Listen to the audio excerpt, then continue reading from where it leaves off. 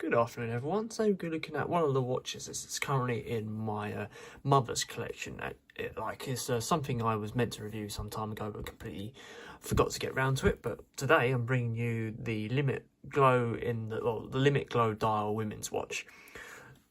I haven't got the box for it, but I'm just going to do a quick review of it just to sort of show all the watches that are in our current collection. So it's got a 23mm case diameter with an 18mm case thickness. Retails is just £10. It's an ideal sort of budget watch for any sort of reason, really, if you just want to wear it going out. And I think she was really drawn to it simply by that luminous green dial that it offers. The actual weight of it is it's barely anything. It's probably around about 15 grams. It's really not that heavy at all. There's barely any weight to it whatsoever. It's probably one of the lightest watches I've ever reviewed. You can see it's obviously operate on a quartz movement. The battery inside is a CPC21J battery. The actual model code I think is a 6234, but I'm going to have to check that in a minute. So let's move on to the actual dial. So the dial is it's a matte green glow-in-the-dark dial with non-luminous hands, non-luminous increments, and that Limit logo just centered in the middle there. There's not really much else to say apart from sort of that, really, when it comes to the dial. Inside the actual face of the watch around here, you've got plain sort of mirror finish inside there, no sort of markings on the inside of that. It's a full stainless steel alloy case, already consistent around here, obviously no bezel on the outside. I'm not going to go and touch the crown because the time has been set up nicely for the time that it is at the moment.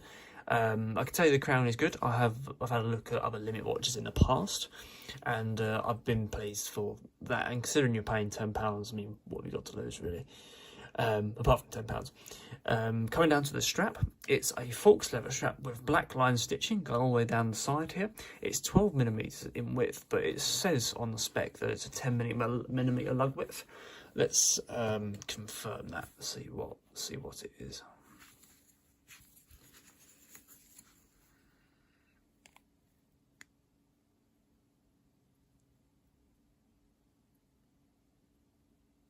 So it is a 12mm lug width, not 10. So don't listen to the Argos specs on that one.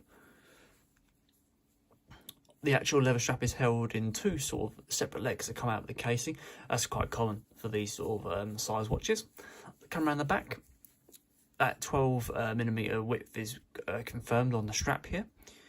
It also on one of the listings it says polyurethane strap. This is not the case. This is a genuine leather strap.